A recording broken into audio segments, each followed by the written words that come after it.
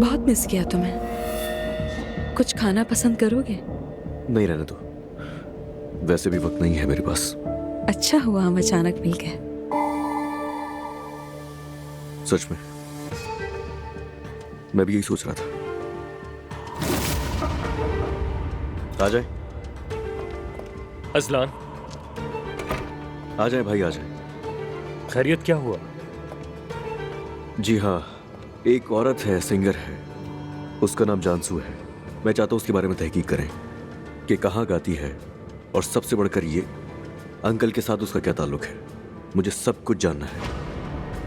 उमर साहब का? जी हाँ, मैं तेने बताया था कि वो अंकल की एक्स गर्लफ्रेंड है। मुझे मालूम करना है कि क्या अभी उनका राब्ता है। एक बात याद रखें, ये बात सिर्फ हम दोनों के दरमियान रहेगी। ये बात हमारे क्या काम आ सकती है? सब कुछ मैंने खुलकर कह तो दिया है भाई आपसे, और जो कुछ भी अंकल ने किया है उसकी सजा तो मिलनी चाहिए ना। तो इसीलिए जो कह रहा हूं वो कीजिए।